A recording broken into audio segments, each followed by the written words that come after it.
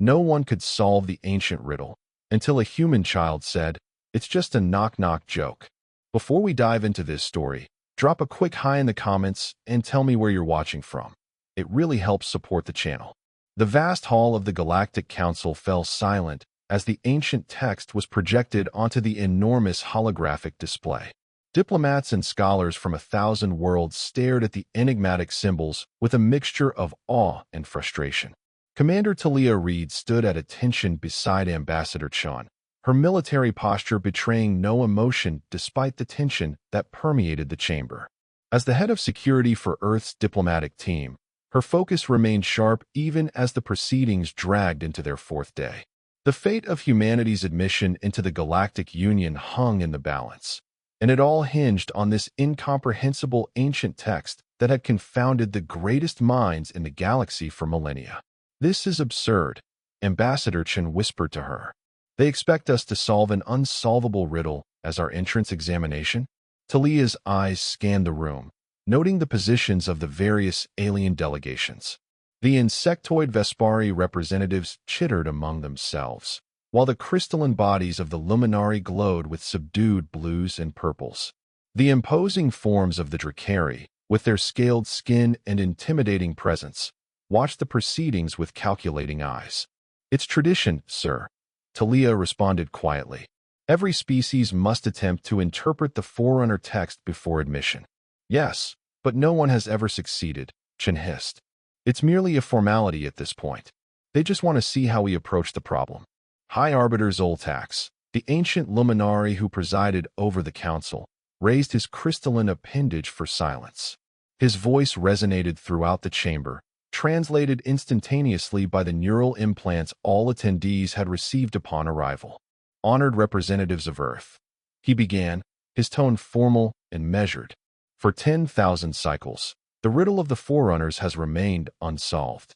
As is our custom, before your species can join our union, you must make your attempt at interpretation. You have 24 standard hours to present your findings." Ambassador Chun bowed respectfully. "We are honored by the opportunity, High Arbiter." As the human delegation was escorted to their assigned chambers, Talia noticed the subtle looks of amusement from some of the elder races. They had seen this ritual performed countless times, always with the same result: failure. The delegation's quarters were spacious and had been adjusted to Earth's standard gravity and atmosphere. Scientists and linguists immediately began working, examining the copies of the ancient text they had been permitted to study. The symbols were unlike anything seen on Earth, flowing in patterns that seemed to shift and change when viewed for too long. "It's not a language as we understand it," Dr. Eliana Santos, their head linguist, explained as the team gathered around a conference table. "The patterns suggest a form of communication, but not one meant to be read in a linear fashion. The Arcturians believe it's a mathematical proof," added Dr. Hamid Nouri, their mathematician. "But if so, it uses principles we haven't discovered yet." Talia listened as the experts debated theories that had been proposed and discarded by civilizations far older than humanity. Her attention was divided between their discussion and her security duties. She had brought her 10-year-old daughter, Lily, on this historic mission, a decision that had raised eyebrows among the diplomatic corps but had been necessary due to the length of their assignment and her status as a single parent. Lily was currently in the adjacent room, supposedly doing her schoolwork under the supervision of Talia's assistant, Marcus. Talia checked the security feed on her wristband and saw that Lily was indeed present, but instead of studying, she was doodling on her tablet while Marcus reviewed security protocols. Talia sighed. She would have to talk to her daughter about the importance of education, especially now that she was witnessing history in the making. But that conversation would have to wait. The debate among the scientists grew heated as the hours passed. Theories were proposed and discarded, approaches tried and abandoned. Ambassador Chen looked increasingly worried as their allotted time ticked away. "Perhaps we should simply admit defeat gracefully," he suggested as the first 12 hours elapsed with no progress. "No species has ever solved it. Our failure will not be seen as unusual." "That's not the point," Dr. Santos argued. "The Council wants to see our approach to problem solving. If we give up too easily, it reflects poorly on humanity's determination." Talia stepped out to check on Lily, finding her daughter still absorbed in her tablet. "Hey, kiddo," she said, sitting beside her. "What are you working on?" "Your algebra." Lily shook her head, her dark curls bouncing. "Nope. I'm looking at those funny symbols everyone's so worked up about." Talia stiffened. "How did you get access to the Forerunner text?" "That's classified material." "It's not classified, Mom." Lily rolled her eyes in that particular way only preteens could perfect. "It's on the public broadcast. Everyone in the station can see it. The news says it's the biggest deal in the galaxy right now." Talia checked her wristband and realized Lily was right. The proceedings were being transmitted across the Galactic Union. Of course, the text itself wasn't the secret. The fact that no one could solve it was common knowledge. "Well, you should be doing your schoolwork, not worrying about ancient alien puzzles that the greatest minds in the galaxy haven't solved in 10,000 years, Talia said, trying to sound stern, but feeling a surge of affection for her curious daughter. Lily tilted her head, her expression thoughtful. "But it's not that hard, Mom. It's just a knock-knock joke." Talia froze. "What did you say?" "It's a knock-knock joke," Lily repeated, as if stating the obvious. "See, these squiggly parts here are like when someone says, knock, knock. And these parts that look like they're waiting for something are where you're supposed to say who's there. Then these parts are the answer, and these last bits are the punchline." Talia stared at her daughter, momentarily speechless. The idea was so absurd, so simple, that she almost laughed. But something made her hesitate. "Lily, what makes you think it's a joke?" The girl shrugged. "Because it looks like one. And because the symbols at the end look like they're laughing. See how they curl up at the edges? It's like when you draw a smiley face." Talia looked at the tablet where Lily had annotated the symbols with her own drawings, highlighting patterns that, now that she pointed them out, did seem to suggest a call and response structure. It was ridiculous, of course. The most advanced civilizations in the galaxy had been studying these symbols for millennia. They couldn't have missed something so simple. Yet doubt crept in. The Forerunners were said to have been a species with an unusual perspective on the universe. "What if?" "Lily, I need you to come with me," Talia said, making a decision. "And bring your tablet." She led her daughter back to the conference room, where the scientists were still arguing among themselves. Ambassador Chen looked up in surprise when Talia entered with Lily. "Commander Reed, this is hardly appropriate." "Sir, I apologize for the interruption, but I think Lily might have noticed something we've overlooked," Talia said quickly. The room fell silent as all eyes turned to the young girl. Lily, suddenly aware of the attention, clutched her tablet to her chest. "Go ahead, sweetheart," Talia encouraged her. "Tell them what you told me about the text." Lily swallowed hard but stepped forward.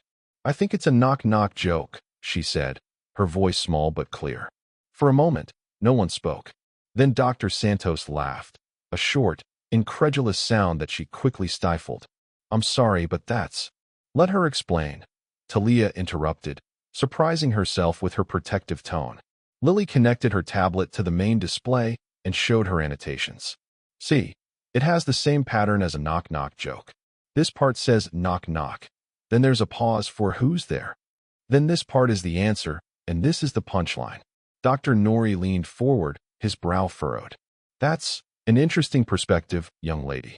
But these symbols have been studied by the most advanced AI systems in the galaxy. Surely they would have recognized such a pattern if it existed." "Maybe they were looking too hard," Lily suggested. "My teacher says sometimes the simplest answer is the right one." "Occam's razor," murmured Dr. Santos, looking at the display with renewed interest. "But what would be the point of encoding a joke in such an important artifact?" Ambassador Chen asked, though Talia noticed he was studying the patterns with greater attention now.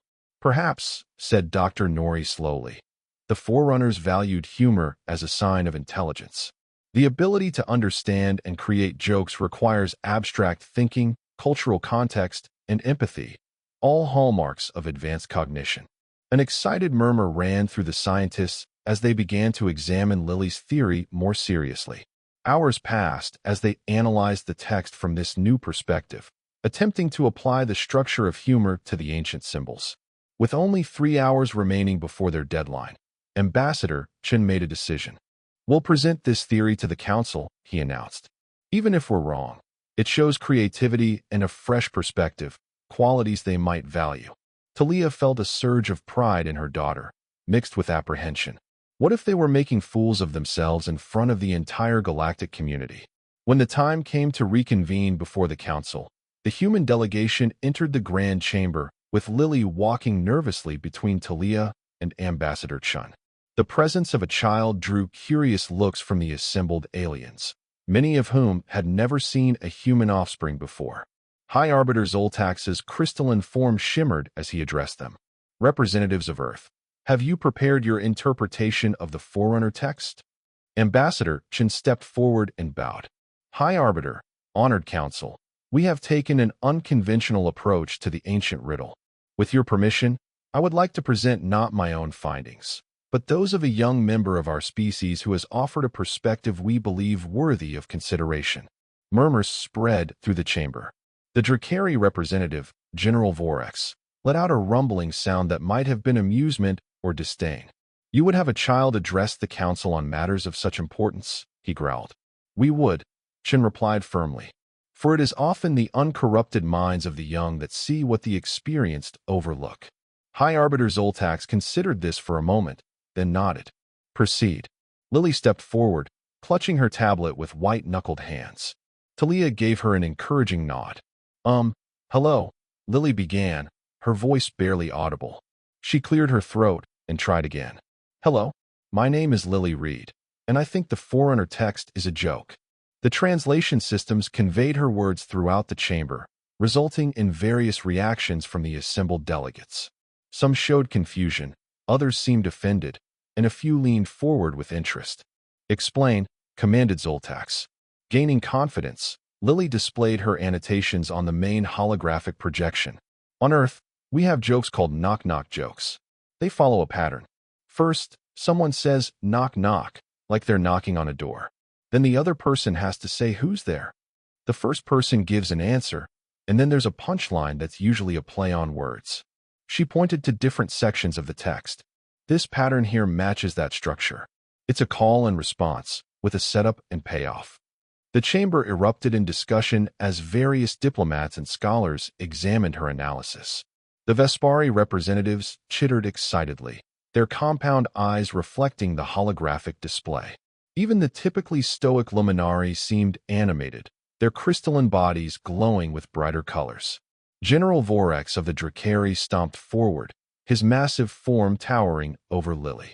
This is preposterous. The sacred text of the Forerunners, reduced to a child's game? I will not stand for this insult. High Arbiter Zoltax raised his appendage for silence. Let us consider this theory on its merits. For 10,000 cycles, we have approached the text as a philosophical treatise, a mathematical proof, or a technological blueprint. Perhaps our error has been one of basic assumption. He turned to Lily. Young human, if the text is indeed structured as you suggest, can you demonstrate how one would solve or complete this joke? Lily nodded, looking nervous but determined. In a knock-knock joke, you have to respond the right way. If I say knock-knock, you have to say who's there. If you say something else, the joke doesn't work. She pointed to a section of the text. I think these symbols here are waiting for a response. They're like empty spaces that need to be filled. The High Arbiter consulted with several Luminari scholars, their crystalline forms clustering together in intense discussion. Finally, he addressed the chamber again. The child's observation has merit. There are indeed response patterns within the text that have been interpreted as decorative elements or mathematical variables. If they are instead prompts for interaction. He gestured to a control panel, and the ancient text transformed, certain symbols highlighted now in pulsing light. Young human, how would you respond to this section, according to your theory? Lily studied the highlighted symbols, her brow furrowed in concentration. Then she looked up at the enormous alien with surprising confidence. I would say, who's there? As the translation systems conveyed her words, something extraordinary happened. The ancient symbols seemed to shift and rearrange themselves, new patterns emerging from what had appeared to be static text. Gasps echoed throughout the chamber. In 10,000 years, no one had ever seen the text react this way. It's responding, whispered Dr. Santos in awe. The text is interactive. Encouraged, Lily continued the pattern, responding as one would in a knock-knock joke. With each exchange, More of the text transformed, revealing new symbols and patterns. Deja, said the text, according to the translation system. Deja vu, Lily responded, following the structure of the joke. The final symbols shifted, and the translation came through. Deja, who do you think it is? I just knocked. There was a moment of profound silence in the chamber. Then, from the Vespari delegation, came a sound like rustling leaves, their version of laughter. It spread, species by species, as the universal translation systems conveyed the wordplay. Even the typically serious luminari glowed with colors that indicated amusement. Only the Dracari remained stoic, General Vorex looking utterly perplexed. I do not understand, he rumbled. What is the meaning of this? Where is the profound wisdom? High Arbiter Zoltax's crystalline form pulsed with light. Perhaps, General, the profound wisdom is that not everything needs to be profound. The Forerunners left us not a test of intelligence, but of perspective, of the ability to see beyond our assumptions and to recognize the value of play and humor. He turned to the human delegation. In all our millennia of study, we approached the text with reverence and solemnity.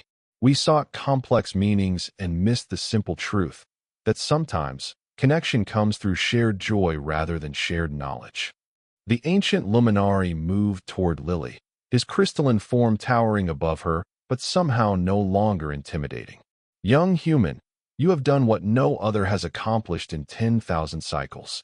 You have heard the voice of the Forerunners, not because you are more intelligent or more studied than those who came before, but because you were willing to hear laughter where others expected only wisdom. Ambassador Chen stepped forward, his expression a mixture of pride and amazement. Does this mean Earth has passed the test? Are we to be admitted to the Galactic Union? High Arbiter Zoltax raised his appendages, addressing the entire chamber. The test has always been about revealing character, not proving intelligence. The humans have shown us a quality we had forgotten to value, the ability to approach the universe with both wonder and mirth. I call for an immediate vote on their admission. The vote was swift and nearly unanimous, with only the Dracari abstaining. As symbols of acceptance glowed throughout the chamber, Talia placed her hands on Lily's shoulders, squeezing gently with pride. You did it, kiddo, she whispered. Lily looked up at her mother with a grin. Does this mean I don't have to finish my algebra homework? Talia laughed, a sound that fit perfectly in the chamber, now filled with the diverse expressions of joy from 1,000 worlds. Nice try, she said. But no. As the formalities of admission began, the ancient text continued to transform, revealing not one joke, but many, an entire collection of Forerunner humor that had waited patiently for someone who could appreciate it. And as scholars from across the galaxy began to study this new perspective, they discovered something remarkable. Species that had been at odds for centuries found common ground and shared laughter.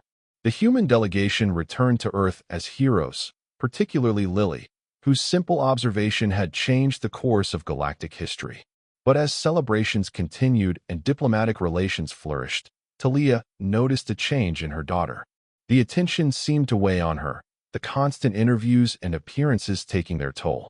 Are you okay, sweetie? She asked one evening, finding Lily staring out the window of their new apartment in the diplomatic quarter, looking at the stars. I miss being normal, Lily admitted. Everyone treats me differently now. Kids at school want to be my friend because I'm famous, not because they like me. And adults keep asking me to solve their problems, like I have all the answers. Talia sat beside her daughter and put an arm around her shoulders. Fame is a heavy burden, especially for someone so young. But remember, what you did was remarkable not because you're special, but because you were just being yourself, a kid who sees the world differently than adults do. Lily leaned against her mother. Do you think the Forerunners knew someone like me would come along? That they made their joke for me to find? Talia considered this. I think they understood something important about intelligence, that it comes in many forms. They left a message that could only be understood by someone who wasn't trying too hard to understand it. That's kind of funny itself, Lily observed. Like a meta joke. Talia laughed. Exactly. And speaking of jokes, I have one for you. Knock knock. Who's there? Lily responded automatically. Interrupting cow. Interrupting cow W. Moo. Talia said loudly, cutting her off. Lily giggled, the sound pure and untroubled. In that moment, she wasn't the child who had changed galactic history. She was just a girl sharing a silly moment with her mother. 6 months after Earth's admission to the Galactic Union, an invitation arrived for Lily to address the annual Symposium of Forerunner Studies. Scholars from across the galaxy had been re-examining ancient texts with new perspectives, discovering interactive elements and artifacts that had been considered static for millennia. "I'm not sure about this," Talia said as they prepared for the journey. "You've already done so much, and I know how these events drain you." "It's okay, Mom," Lily assured her. "Professor Santos said I don't have to give a big speech. I just have to be there for the unveiling of the new translation matrix. Besides, I want to see the Luminari homeworld." The journey to Lumina Prime took 3 days by faster-than-light travel. Lily spent most of the time reading about Luminari culture and practicing their greeting customs with Ambassador Chan, who had become a regular visitor to their home. The Luminari homeworld was stunning, a planet of crystalline formations and cities that seemed to grow organically from the landscape. Light refracted through structures of impossible beauty, creating rainbows that danced across the horizon. The symposium was held in the Grand Archive, a massive structure that housed the largest collection of Forerunner artifacts in the galaxy. Delegates from all species were in attendance, even a small contingent from the typically isolationist Drakari. Professor Eliana Santos, now the head of Earth's Xenolinguistics Institute, greeted them warmly. "Lily, Commander Reed, I'm so glad you could make it. We've made extraordinary discoveries since implementing Lily's interpretative framework." She led them through the archive, showing them artifacts that had been reactivated using the principles Lily had identified. "It wasn't just that one text that contained humor," she explained excitedly. "We've found games, stories, even music, all waiting for someone to approach them with the right mindset." The centerpiece of the exhibition was the original text that Lily had deciphered, now displayed alongside its complete translation. Not just the one joke, but an entire collection of Forerunner humor, ranging from simple wordplay to complex narrative jokes that revealed aspects of their society and values. As they examined the display, a deep voice rumbled behind them. "The child who laughs with ghosts." They turned to find General Vorex of the Drakari, his scaled form imposing even in the spacious archive. Talia instinctively moved closer to Lily, but the general made no threatening moves. "General," Professor Santos greeted him cautiously. "I wasn't aware the Drakari had an interest in Forerunner humor." "We did not," Vorex admitted, his voice like stones grinding together. "But we have always sought to understand power, and the child has revealed a form of power we had not considered." He focused his reptilian eyes on Lily. "You have caused much disruption, young human. Many of our scholars have been forced to reconsider their life's work." Lily met his gaze steadily. "I'm sorry if I made trouble. I just said what I saw." To their surprise, Vorex's scaled lips pulled back in what might have been a smile. "Precisely. You saw without preconception, without the weight of expectation. This is a quality my people have lost, perhaps to our detriment." He straightened to his full height. "The Drakari Council has authorized me to extend an invitation. We have Forerunner artifacts that have resisted our analysis for generations. We would welcome a fresh perspective." Professor Santos looked stunned. The Drakari were notorious for their secretiveness regarding their Forerunner discoveries. "That's very generous, General," Talia said diplomatically. "But Lily is still a child with schoolwork and—" "Mom," Lily interrupted, tugging at her sleeve. "I want to help. Maybe they have more jokes." The general made a rumbling sound that might have been amusement. "Perhaps not all jokes. The artifacts in our possession seem to be puzzles, games of logic and perception. But the principle may be the same." "We'll consider your invitation, General," Talia said, not wanting to commit her daughter to anything without careful consideration. The formal unveiling of the new translation matrix was attended by diplomats and scholars from across the Union. High Arbiter Zoltax himself presented Lily with a crystalline medal, a replica of the first joke she had decoded, preserved in Luminari crystal. "The Forerunners left us many gifts," the ancient Luminari intoned, his voice resonating through the archive. "But perhaps the greatest was the reminder that wisdom can wear the mask of simplicity, and that truth may be found in laughter as readily as in solemnity." As the ceremony concluded, Lily was approached by a small Vespari youngling, its chitinous exoskeleton still soft with youth. Through a translator device, it clicked and whistled at her. It wishes to share a joke from Vespari culture, the translator explained. This is considered a high honor among their kind, as humor is integral to their social bonding. Lily listened attentively as the young alien told a joke that involved complex scent patterns and wing vibrations, most of which didn't translate well. But she laughed anyway, recognizing the intent behind the gesture. The Vespari youngling trilled with delight at her response, then presented her with a small object, a crystalline cube that glowed with soft light. A puzzle box, the translator explained, a traditional gift among Vespari youth. The challenge is to rearrange the internal elements to create harmonious patterns. Lily accepted the gift with appropriate reverence, thanking the youngling and carefully practiced Vespari phrases that Professor Santos had taught her. As the youngling skittered away, Talia noticed other young aliens approaching, each carrying objects or prepared to share aspects of their cultures. "I think you've started something," she murmured to Lily. Indeed, as the evening progressed, an impromptu gathering of younglings from various species formed around Lily. Through translation devices and the universal language of play, they shared games, puzzles, and jokes from their respective worlds. Adults watched in amazement as barriers of biology and culture seemed to melt away in the simple joy of children connecting. Ambassador Chen joined Talia as she observed from a distance, giving Lily space to interact naturally. "This is extraordinary," he said quietly. "We've had diplomatic relations with some of these species for years without achieving this level of cultural exchange." Talia nodded, watching as Lily demonstrated a cat's cradle string game to a fascinated Luminari child whose crystalline appendages proved surprisingly adept at the intricate patterns. "Children haven't learned all the reasons why things are supposed to be difficult," she observed. "They just try." Professor Santos approached, her expression thoughtful as she watched the gathering. "You know, we've been so focused on the content of the Forerunner message that we might have missed the medium. Perhaps the true legacy they left wasn't the jokes themselves, but the reminder of how connection happens, through play, through shared joy.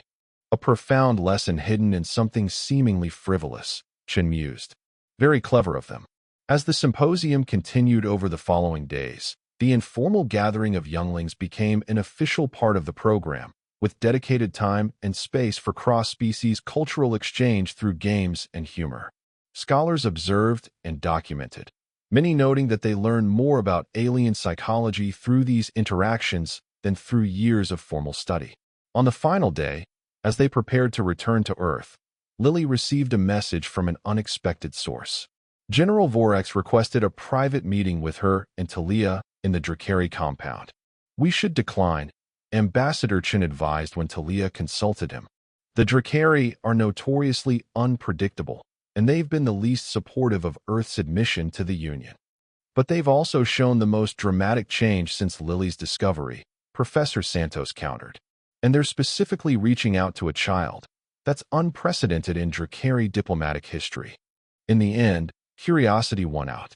With enhanced security protocols in place, Talia accompanied Lily to the imposing structure that housed the Drakari delegation.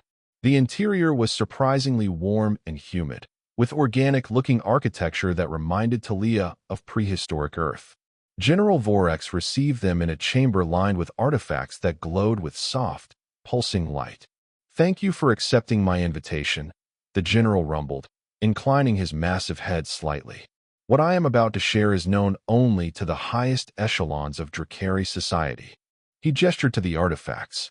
"These are what our scholars call the Whispering Ones, Forerunner devices that have emitted sounds at irregular intervals for as long as we have possessed them.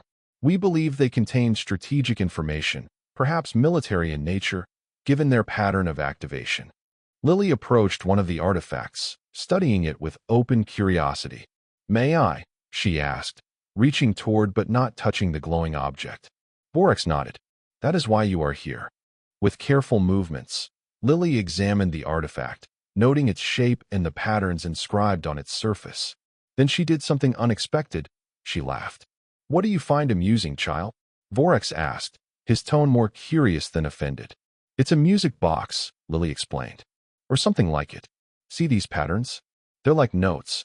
And this part here looks like it could turn, like a crank or a key.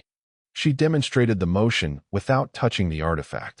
On Earth, we have toys that play music when you wind them up. This looks similar, except maybe it's activated by something else, like light or heat. Vorex's eyes narrowed. Our scholars determined that the sounds were activated by specific stellar alignments. They have been trying to decode a pattern for generations. Maybe there isn't a complex pattern, Lily suggested.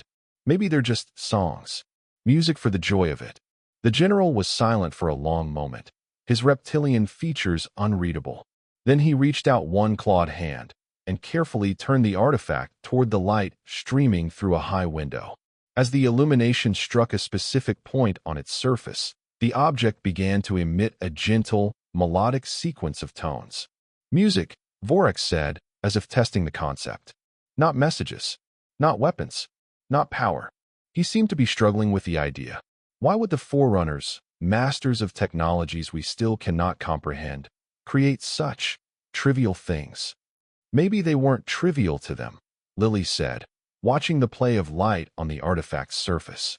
Maybe they knew that after they were gone, people would take everything they left too seriously. So they left jokes and music to remind everyone to have fun sometimes. Vorex made a sound that might have been a laugh, though it sounded more like rocks falling down a mountainside. A race advanced enough to seed their wisdom throughout the galaxy, and their message is do not forget to play. This is not what we expected. The best jokes often aren't, Lily said with a smile. When they returned to Earth, Lily's discovery had sparked a renaissance in Forerunner studies. Artifacts that had been regarded with solemn reverence were being approached with new perspectives, yielding insights into the ancient species' culture and values that had been overlooked for millennia. More significantly, the interaction between the younglings of various species had inspired a new diplomatic initiative, the Young Ambassadors Program, which brought together children from across the Union to learn from each other through play and cultural exchange. Lily was offered a place in the program, but after careful consideration, she declined. I just want to be a regular kid for a while, she explained to Talia one evening as they sat on the balcony of their home, watching the stars. I don't want to be the joke girl forever. Talia wrapped an arm around her daughter. You'll always be special to me, but I understand wanting normalcy. What would you like to do instead? Lily considered this. I want to learn more about the different species in the Union. Not as a diplomat or anything official, just because they're interesting. Maybe I could start a club at school? For kids who want to learn about alien cultures through their games and jokes.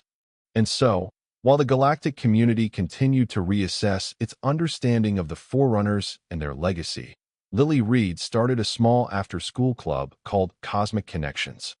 Without the pressure of diplomatic expectations, she and her friends explored the cultures of Union species through their humor, games, and stories. Word spread, and soon similar clubs were forming in schools across Earth. The simple approach, learning about others through their play rather than their politics, proved remarkably effective at fostering understanding and friendship. 2 years later, as Talia attended a graduation ceremony for the first class of official young ambassadors, she received a message from High Arbiter Zoltax himself. The seed your daughter planted continues to grow, the ancient Luminari told her. Young minds across the Union are connecting in ways we had not imagined possible. The barriers of biology and culture that we thought insurmountable are revealing themselves to be far more permeable than we believed. She'll be glad to hear that, Talia replied. Though these days, she's more focused on her school play than galactic politics. The High Arbiter's crystalline form shimmered with what Talia had come to recognize as amusement. Perhaps that is as it should be. The Forerunners left us not wisdom to revere, but joy to discover. Your daughter showed us that the universe is not a riddle to be solved, but a joke to be shared. Talia smiled, thinking of Lily at home, probably practicing her lines or telling jokes to her friends. Knock knock, she said. The High Arbiter, who had learned much about human customs in the past 2 years, responded perfectly. Who's there? As the annual Galactic Forum convened for its 5th year since Earth's admission, a new exhibit was unveiled in the Grand Archive, a comprehensive collection of humor, games, and art from every member species of the Union. At its center was a simple display, the original Forerunner text beside a human knock-knock joke, written in Lily Reed's childish handwriting. The accompanying plaque read, "Sometimes the universe speaks in whispers. Sometimes it tells jokes. The wisdom to know the difference is the beginning of true understanding." In a classroom on Earth, 12-year-old Lily Reed taught her friends a Vespari counting game, unaware that across the galaxy, her simple insight had transformed not just how the Union understood the Forerunners, but how its member species understood each other. "Hey, Lily," one of her friends called out. "Knock, knock. Who's there?" She responded with a grin, ready for whatever punchline would follow. And somewhere in the vast reaches of space, ancient mechanisms continued to await the right question, the right perspective, the right moment of connection, not with solemnity, but with the patient humor of those who understood that the greatest truths are often hidden in the simplest joys. As Lily grew older, her childhood fame faded into a comfortable anonymity. By her 16th birthday, she was known in her school not as the girl who had solved the ancient riddle, but as a talented student with a knack for languages and cross-cultural communication. This suited her perfectly. However, on a crisp autumn morning during her final year of high school, her past resurfaced in an unexpected way. A Luminari diplomatic shuttle landed on the grounds of her school, causing quite a stir among students and faculty alike. From it emerged a delegation led by none other than High Arbiter Zoltax himself, his crystalline form catching the sunlight in dazzling patterns. The school principal, looking flustered and overwhelmed, escorted the distinguished visitor to Lily's classroom. Every student fell silent as the ancient alien entered, his presence filling the room with an almost tangible aura of age and wisdom. "Lily Reed," Zoltax said, his voice resonating through the classroom. "I bring news that concerns you directly." Lily stood, feeling the weight of every gaze upon her. "High Arbiter, this is unexpected." "Indeed. Circumstances have arisen that require your unique perspective." The Luminari gestured to one of his aides, who stepped forward with a crystalline case. "We have discovered another Forerunner installation, one that appears to be of tremendous significance. It has resisted all conventional methods of interpretation." Murmurs spread through the classroom as students realized the implications. Their classmate, whom many knew only as a friendly girl with a quirky sense of humor, was being consulted by one of the most powerful beings in the galaxy. "Why come to me?" Lily asked, though she suspected the answer. "Surely your scholars have applied the interpretative frameworks developed since my contribution." Zoltax's crystalline form pulsed with light. "They have, but this installation appears to be of a different nature. It responds to attempts at interaction, but in ways that confound our experts. It seems to change its parameters based on the approach taken." "Like it's playing a game," Lily murmured, almost to herself. "Precisely," Zoltax confirmed. "And games, we have learned, are an area where human perspective has proven valuable." The case was opened, revealing a holographic projector. When activated, it displayed a complex series of symbols and patterns that shifted and moved in seemingly random configurations. "We believe this may be a key to a repository of Forerunner knowledge far greater than any previously discovered," the High Arbiter explained. "Initial analysis suggests it may contain information about technologies beyond our current understanding, possibly including the secret of the Forerunner's apparent ascension beyond physical form." Lily studied the patterns, noting how they responded to movement and light. Something about them seemed familiar, triggering a memory from her childhood. "It reminds me of a kaleidoscope," she said finally. "A toy that creates patterns using light and mirrors. The patterns change as you turn it, but they're always symmetrical and beautiful." She looked up at the ancient Luminari. "I don't think it's a key or a lock or even a puzzle in the way you're thinking. I think it might be art, interactive art that responds to the viewer." Zoltax considered this. Art with no purpose beyond aesthetic appreciation? This would be inconsistent with our understanding of the Forerunners as a supremely practical species. "Maybe they weren't always practical," Lily suggested. "Or maybe beauty and play had practical value to them. Maybe the way we interact with beauty says something important about who we are." At her suggestion, the holographic display was moved to the center of the classroom, where everyone could observe it. Lily asked her classmates to approach it one by one, to move around it and observe how it responded to their presence. Something remarkable became apparent. The patterns shifted differently for each person, creating unique configurations based on their movements, their energy, perhaps even their emotions. It's a mirror, Lily realized aloud. Not of our physical selves, but of something else, our energy, our essence. It's showing us something about ourselves that we can't normally see. For the next several hours, the high school classroom became an impromptu research lab as students and luminary scholars worked together to document and analyze the patterns. What emerged was a theory that both excited and unsettled the luminary delegation.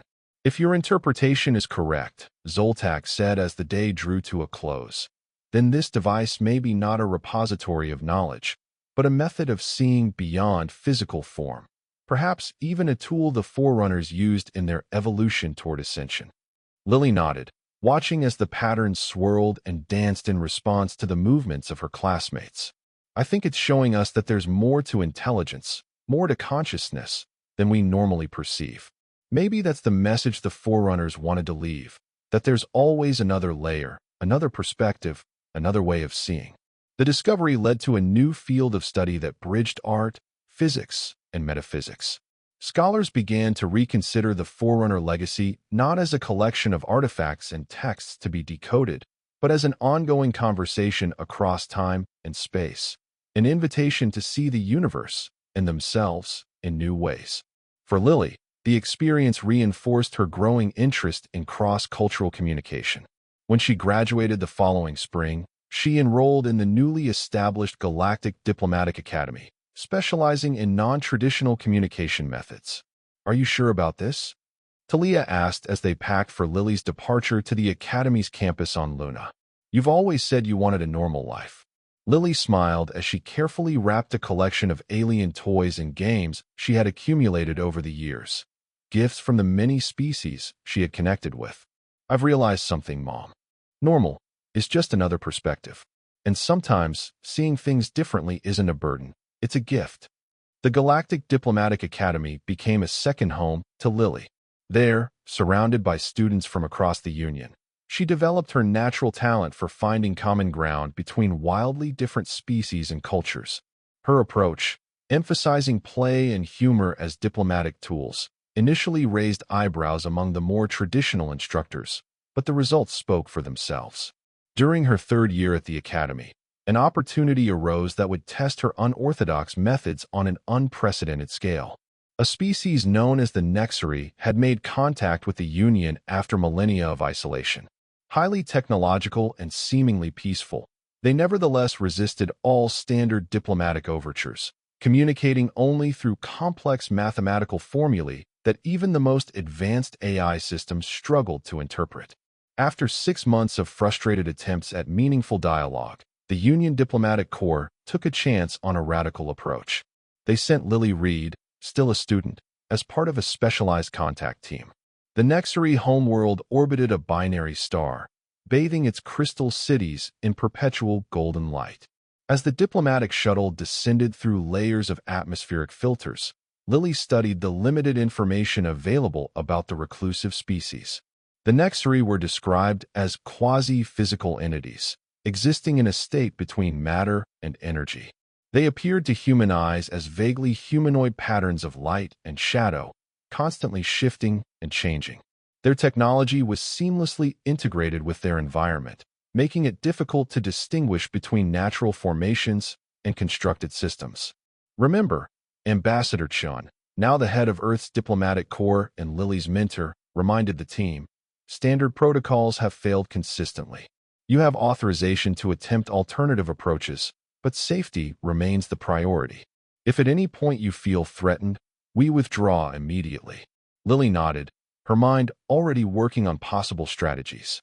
"I think we've been approaching this all wrong," she mused. "We've been trying to establish formal communication channels, but maybe that's not how they connect." "What's your theory?"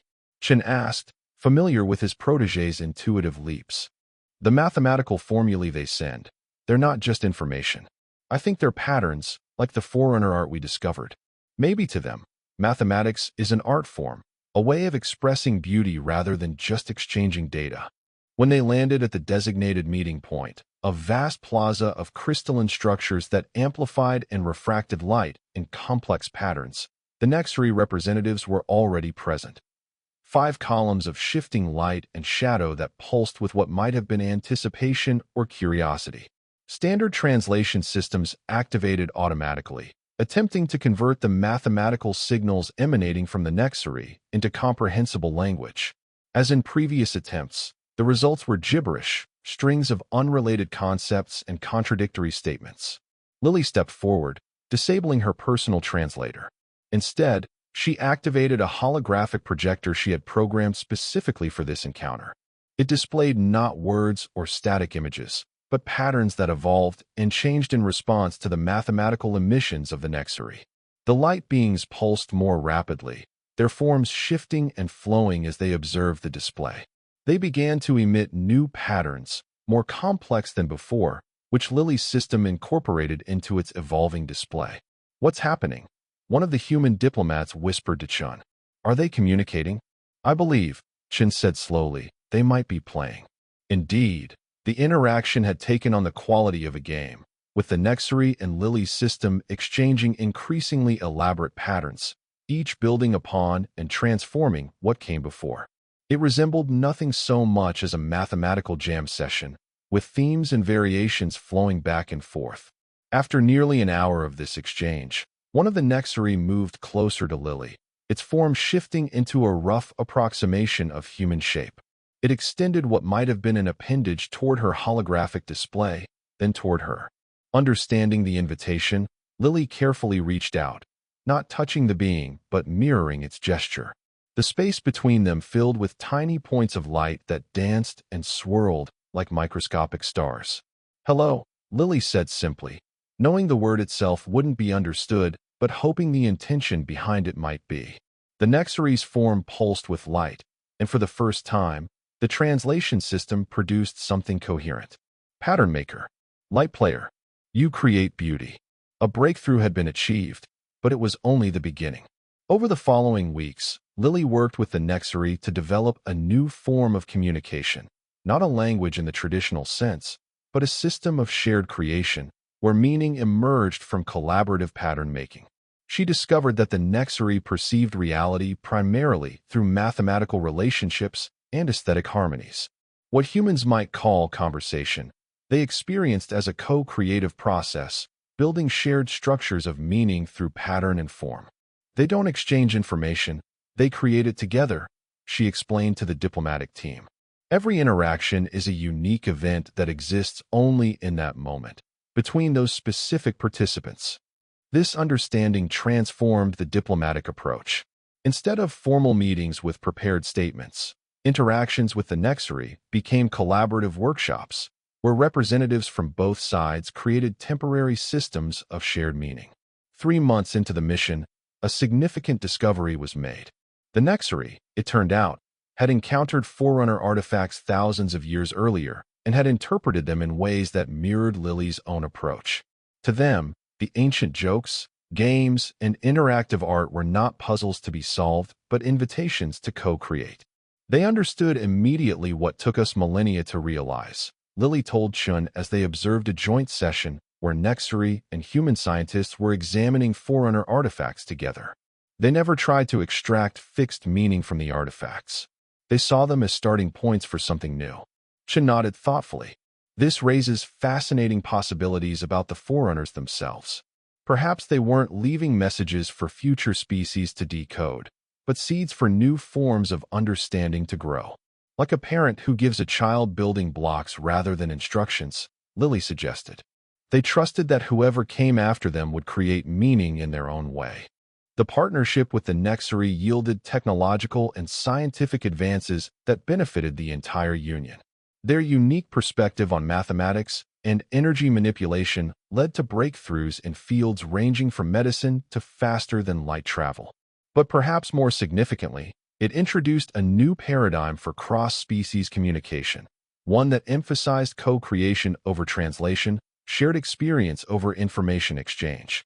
On the 10th anniversary of Earth's admission to the Galactic Union, A grand ceremony was held at the Forerunner Memorial on Lumina Prime.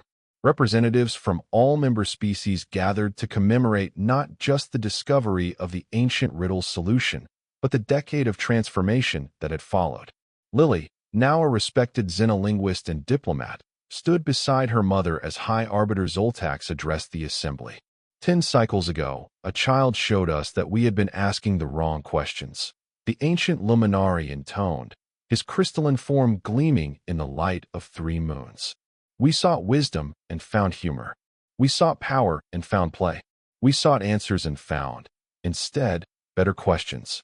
He gestured to where the original Forerunner text was displayed, alongside artifacts from the Nexary collaboration and examples of the new co-creative communication systems that had spread throughout the Union.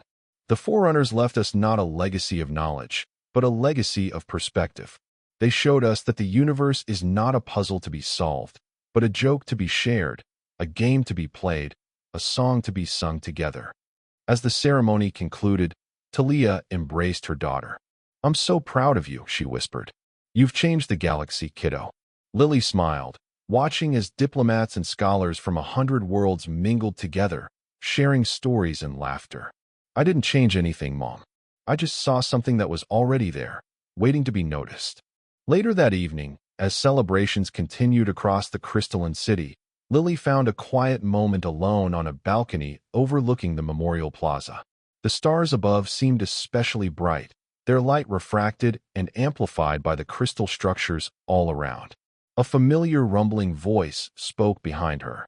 "The child who laughs with ghosts has become the woman who plays with light." Lily turned to find General Vorex, older now but still imposing, his scaled form silhouetted against the doorway. "General," she greeted him warmly. "I didn't know the Drakari had sent a delegation."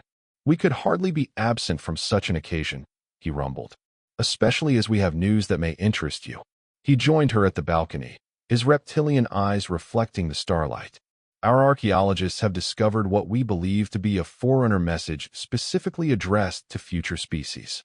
Unlike the artifacts you helped interpret, this one seems to contain actual information rather than interactive patterns." Lily raised an eyebrow. "That would be unprecedented." "What does it say?" "We are not certain," Vorex admitted. "The translation is complex, but we believe it contains coordinates to a star system beyond the Union's current explored territory. Perhaps a final Forerunner outpost, or the direction they took when they departed this realm." He fixed her with his penetrating gaze. "The Union Council is assembling an expedition. They have requested your participation." Lily looked out at the stars, considering the implications. Another journey, another mystery, but perhaps this time, one with concrete answers rather than philosophical questions. "I'll need to think about it," she said finally. "There's something appealing about leaving some questions unanswered, you know? Sometimes the mystery is more valuable than the solution." Vorex made a sound that might have been amusement, a very human perspective. "But consider this. Perhaps what waits at those coordinates is not an answer, but another question, one we haven't yet learned how to ask." As he left her to her thoughts, Lily remembered the child she had been, looking at ancient symbols and seeing a joke where others saw solemnity. How that simple perspective had rippled outward, transforming not just how the galaxy understood the Forerunners, but how its diverse species understood each other. Whether she joined the expedition or not, she knew that the greatest legacy of the Forerunners wasn't any artifact or technology, but the reminder that sometimes the most profound truths come disguised as the simplest joys. She looked up at the stars and whispered, "Knock, knock." And in the silence that followed, she could almost hear the universe answering, "Who's there?" And that was the end of the story. If you listened all the way to here, don't forget to leave feedback about what you thought of the story in the comments, whether positive or negative. Your feedback helps us improve. Also, leave your like and subscribe to the channel for more stories like this one. And I'll leave here on the screen another video that I'm sure you'll like. Big hug, and see you in the next story.